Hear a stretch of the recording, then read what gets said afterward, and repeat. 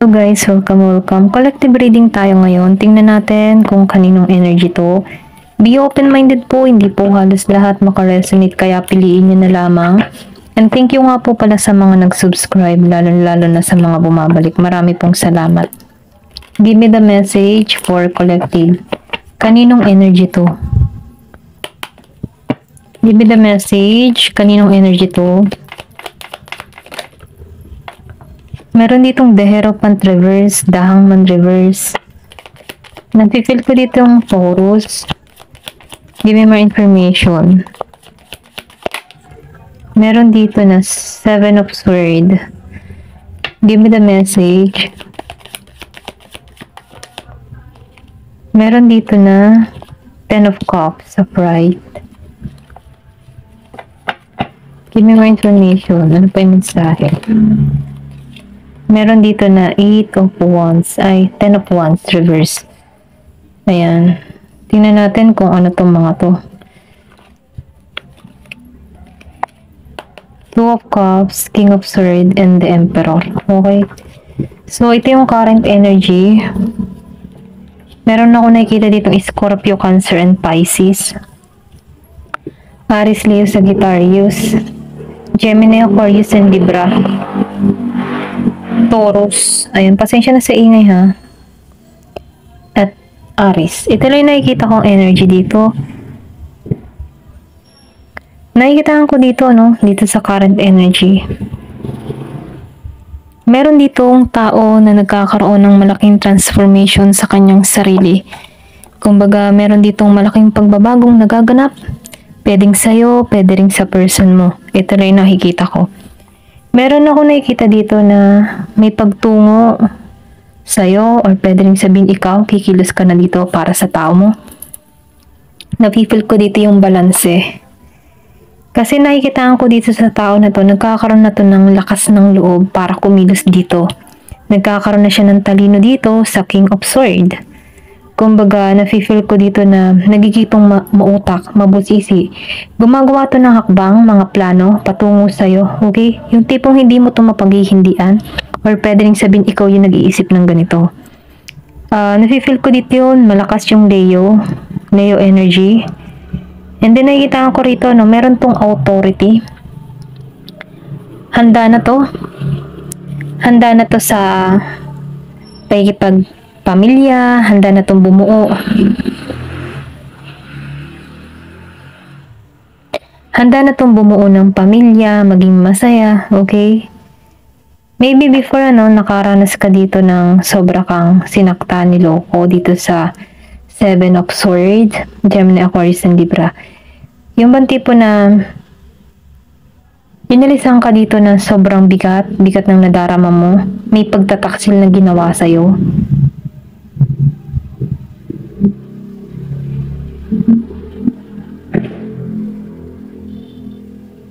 Nakikita ko rin dito, no, meron tong iniwan na sobrang pain o sobrang sakit na hindi mo akalaing magagawa ng tao na to. Sobra kang na-disappoint dito sa tao na to. Yung iba sa inyo, no, dito sa Seven of Swords. Nafe-feel ko din dito sa The Hangman, yung iba sa inyo hindi nakalaya sa sitwasyon. Or pwede rin sabihin, kahit sa panahon ngayon, nararanasan mo pa rin yung hapde dito sa tao na to. Yung bang tipo na nararamdaman mo pa rin tong tao nito, yung presensya niya, yung energy ng tao nito, dito sa The Hangman, nahihirapan ka pang palayain yung sarili mo dito. Then dito sa The Hierophant, hindi nagiging malinaw para sa'yo itong connection na to. Or pwede rin sabihin, hindi naging malinaw para sa'yo kung bakit ka inilisan dito. Kumbaga may mga tanong ka dito, bakit nagawa ng tao nito na lokohin ako, bakit niya ako sinaktan, anong mga mali. May mga ganong kang tanong dito sa The Hierophant. Nafe-feel ko din dito, no, na meron ka ditong person na meron siyang sarili niyang paniniwala. Maybe meron kaibahan sa inyong dalawa dito sa The Hierophant. Pwede rin sabihin ay sa lingwahe, sa relihiyon, sa paniniwala. Okay, meron kaibahan sa inyong dalawa dito. Kultura. Pwedeng meron ka ditong kausap na ibang lahi dito sa daherapan. Kung bakit hindi kayo nagkakaintindihan, okay? Ito na nafe-feel ko dito. Pero ganun pa man nakikita ko dito yung tagumpay patungo sa'yo dito sa Ten of Cups. Meron ditong masaya na patungo sa'yo. Pwede new person tong parating sa'yo. Okay? Meron ditong new person na tutungo sa'yo. Kumbaga itong tao nito ay magaan lang. Magaan pakisamahan. Maayos siyang makitungo. Nafe-feel ko din dito na meron kang mabubuo na tiwala sa tao na to. Okay? Scorpio, Cancer, and Pisces. Kumbaga, nafe-feel ko dito na wala tong masyadong responsibilidad. Pwedeng magandang katayuan ito sa buhay, dito sa Ten of Wands. Yung ba tipong hindi kanya pahihirapan, okay ang buhay, masaya, maayos ang pagsasama. Or pwede rin sabihin, nararanasan mo na to ngayon. Okay? Meron kang new person na sobrang gaan. Siya yung tumulong sa'yo kung bakit maghihilom yung puso mo. Napifeel ko dito yung magiging masaya ka sa tao na to. Kumbaga, punong-puno ka ng pag-asa, or pwede rin sabihin, pinuno ng tao na to yung wala ka. Okay? Nararamdaman ko din dito, na nagiging kang malaya sa sitwasyon. Nafe-feel ko dito meron ditong single mother, single father, okay? Pero ganun pa man yung pagiging mong single parent, hindi ito mabigat para sa'yo. Kumbaga, itong anak mo ang nagbibigay ng saya sa buhay mo kung bakit nagiging kang nagiging kang matagumpay, nagiging kang maayos. Doon ka humuhugot ng lakas sa mga anak mo. Ito lang nakikita ko. Sila yung nagbibigay ng katatagan kung bakit bumabangon at bumabangon kang muli. Kahit may problema kang kinakaharap dito. Sila yung parang sila yung, doon ka kumukuha ng lakas. Ayan, doon ka kumukuha ng lakas dito sa Ten of Cups. Pero ganun pa man nafe-feel ko dito na meron dito ikakasal, meron ditong may kipagkita sa'yo, meron dito pakikipagkasundo, okay? Or kung nafe-feel ko din dito na may pagbabago, merong excitement na parating sa buhay mo dito sa Two of Cups. May pagkikitang muli, or pwede sabihin sa long distance ka itong person na to, okay? Pwedeng new person to, or pwedeng sige kilala mo na to. Ito lang yung nakikita ko kasi nafe-feel ko dito yung reunion, pagkikita, pag-aayos, or pwede rin sabihin person mo to na may pagbabagong nagaganap sa buhay niya, okay? Kasi meron itong panlilin lang. Pero I think nararamdaman ko dito, nafe-feel ko dito, new person to. Kasi meron ditong panlilin lang na ginawa sa'yo Dito sa Seven of Swords. Pero ganun pa man, ito yung parating sa'yo dito. Si King of Swords, the Emperor, and Two of Cups. So meron ditong kagalakan, kasiyahan, masaya.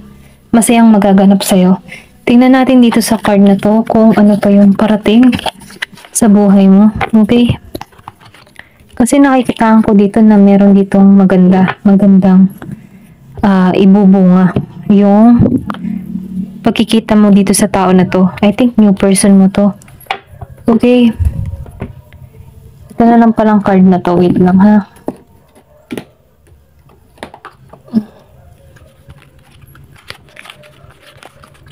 Give me the message.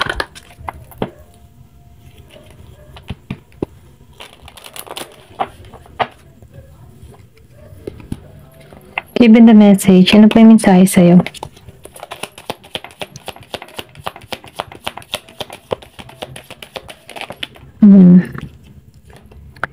So, meron dito nagsabotage sa connection nyo. Kumbaga, meron ditong gustong ayusin yung connection. Kasi meron ditong nagloko sa'yo I think, Pwedeng new person mo to or pwedeng sabihin na bago yung person mo. Okay, bagong tao na siya dito na nagkakaroon ng realization, nagiging na siyang matuwid. Kasi nakikita ko dito na meron ditong makikipag-ayos sa'yo. Pero ganun pa man, ikaw pa rin ang magdi-decision dito, okay? So, sundin mo na lang yung intuition mo, sundin mo yung instinct mo para dito sa tao na to. Meron ditong I like you. So, nafe-feel ko dito meron ditong new din. Pwede yung dalawang tao yung dumating sa buhay mo, new and past. So, mamimili ka dito kung sino yung papapasukin mo sa buhay mo. Kasi meron ditong gustong makilala ka, gusto ka ng tao na ito, gusto nitong mas lumalim pa yung ugnayan ninyo, okay? So, kailangan lang dito ng oras. Pwedeng nasa healing process ka, kaya kailangan ng oras. Ito lang yung nakikita ko. Meron ditong addiction. So, nafe-feel ko din dito, na may pagka-obsess. Pwedeng, meron ditong tao na obsess pa rin sa kanyang person. Kumaga nakagapos pa rin yung kanyang puso para rito. Hindi niya pa pinapakawalan. Nakadepende siya para rito. Ito rin nakikita ko. Pwedeng ikaw to, pwede rin yung person mo. Pero kung ikaw naman ay hindi nakadepende sa person mo, di, I think ibang tao to, okay? Give me more information. Meron ditong healing. So, meron dito nag-healing ng kanyang puso. Kasi meron ditong addiction, nakagapos yung puso. Or, may namungkahi dito, na ilumin mo yung puso mo. Palayain mo yung sarili mo sa toxic relationship, ganyan. Kasi, nafe-feel ko dito na meron nasaktan heartbreak. Kasi meron dito inabandona, niloko, nag-cheat, mga ganun. So, butterfly, nagkakaroon ka ng transformation or pwedeng sabihin may magaganap sa yung transformation, may pagbabagong magaganap sa'yo dito. Meron ditong Cupid. So, nafe-feel ko dito, merong new person na magpapatibok muli sa puso mo dito, Maniwala ka, ang pag-ibig ay parating sa'yo. Ito yung mensahe dito. Meron ditong sorpresang mag-i-invite sa'yo or pwede rin sabihin merong magpapakilala sa'yo. Kumbaga gusto ko ng tao nito. So sinasabihan ka dito, wag kang mag-alinlangan. Buksan mong muli yung puso mo para rito sa tao na to. Give me more information. So engagement ring. Kasi itong nagkakagusto sa'yo, maybe meron tong nakikita sa'yo na pang matagalan ka or pang kasal ka. Okay? Yung tipo ba na pang bahay, mga ganun. Okay? Nakikitaan ko dito yun. Meron ditong pagkikita. Kung ikaw man ay nasa LDR situation, meron kang nakakausap na. Kasi meron ako nakikita ditong ibang lahi or pwede rin sabihin na meron kang naka-chat, mga ganun ba? Meron ditong pagkikita. At itong pagkikitang ito ay magdudulot sa'yo ng kaligayahan kasi partnership talaga ang gusto ng tao nito. Kasi itong tao nito tatamaan sa'yo or pwede rin tinamaan na to sa'yo. Give me more information. Pwedeng kausap mo na to. Sunglass. So, meron ditong nag-i-stalk. Pwedeng past person mo to nag-i-stalk sa'yo. Kung ano nangyayari sa'yo. Kumbaga, itong tao nito ay laging nakasubaybay sa mga upload mo, nakikibalita sa mga friends mo, nakakilala niya, okay? Kumbaga itong tao na ito yung nakafocus sa'yo. Ito lang yung napipili ko. Give me more information. So, talking. I think nasa karmic relationship ka. Kaya hindi kayo nagkatugma dito sa Seven of Swords. Excuse me. Nagkaroon ka ng lesson para sa connection na to. Or pwede nang sabihin, ito yung lesson. May lesson dito. Ito lang nakikita ko. So, nakikita ko rin dito, tinuruan ka dito para makita mo yung sarili mo, para mahalin mo yung sarili mo, okay? And then, para i-let go mo na yung mga tao na hindi na para sa'yo kasi meron ditong addiction Tinuturuan ka dito na let go mo na, kung ang bigat-bigat na, pakawala na, palayaan mo yung sarili mo sa sitwasyon dito sa The Hangman. Pagpapalaya lang, okay? Then, meron ditong seduction. So, nafe-feel ko dito yung attraction patungo sa'yo.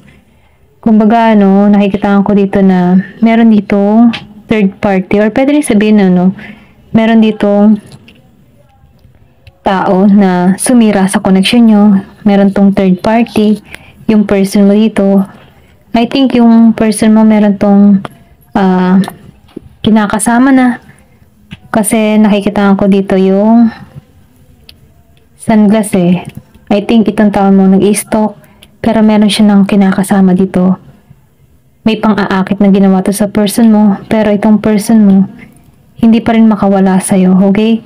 So, ikaw dito, meron ditong binigay na pasakit sa'yo dito sa Seven of Swords. So, ikaw dito, naging lesson to para sa'yo, okay? May-let go mo tong tao nito, then minamahal mo na yung sarili mo.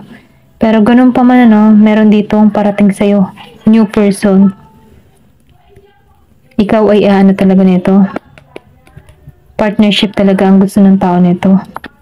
And 10 of Cups. Okay? Pangmatagalan.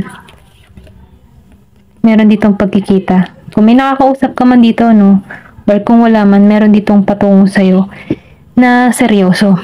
Seryoso para sa'yo. Ayan, hanggang dito na lamang po. Thank you for watching and love and peace.